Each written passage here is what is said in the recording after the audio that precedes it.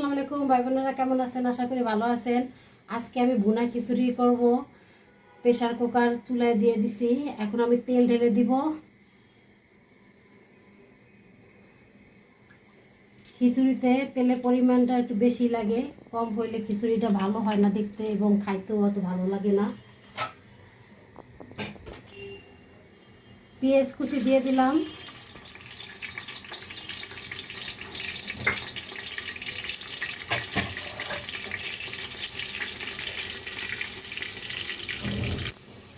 পেঁয়াজটা ভাজা ভাজা হয়েছে। এখন আমি গোটা মশলাগুলো ঢেলে দিব। খিচুড়িতে যে যে মশলাগুলো লাগে সবই দিয়েছি।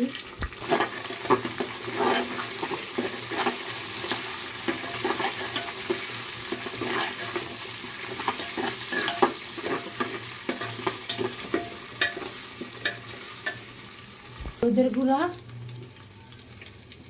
2-4 চামচ। গাজর আর আলুটা এভাবে কেটেছি, এখন এটা ঢেলে দিব।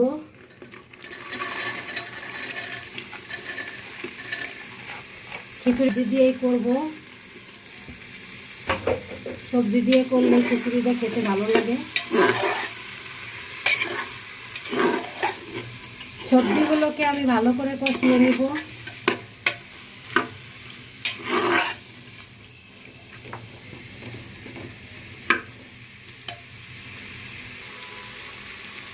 রসুন বাটাটা দিয়ে দিলাম।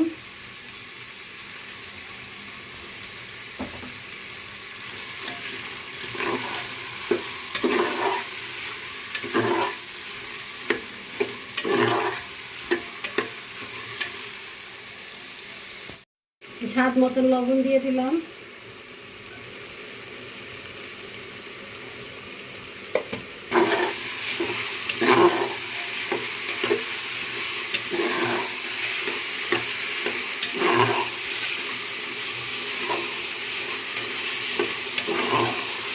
আমি এখানে ভাতের চাল 3 পট চাল নিয়েছি আর আধা পট মুসুরির ডাল নিয়েছি। এখন এটা ঢেলে দিব।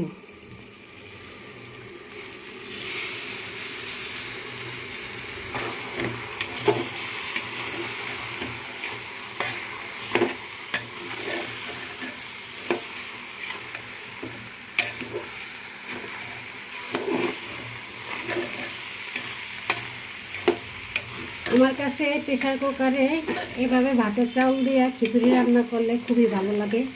পাতিলার থেকে প্রেসার কুকারের খিচুড়িটা খুবই ভালো লাগে।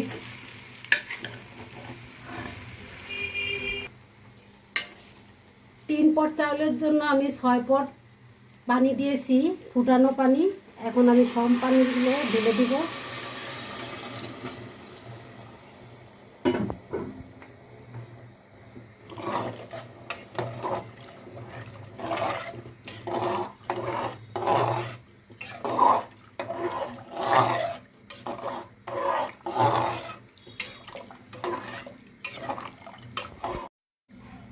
আট নটার মতন কাঁচামরিচ আমি এটা দিয়ে দিলাম, কারণ আমি খিচুড়িতে গোলমরিচ দিছি, এজন্য কাঁচামরিচ গুঁড়া মরিচটা দেই নাই।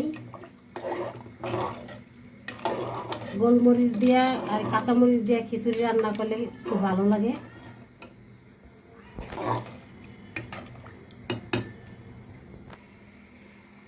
আমি এখানে কিছু ঘি দিয়ে দিলাম, কারণ ঘিয়ের ফ্লেভারটা খিচুড়িতে খুবই ভালো লাগে।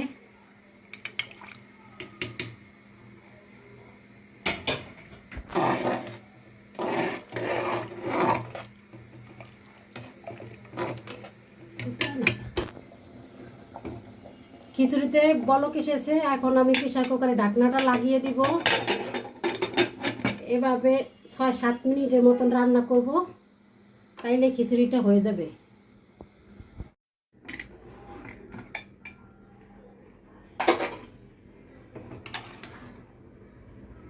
মাশাআল্লাহ, খিচুড়িটা অনেক ঝরঝরে হয়েছে।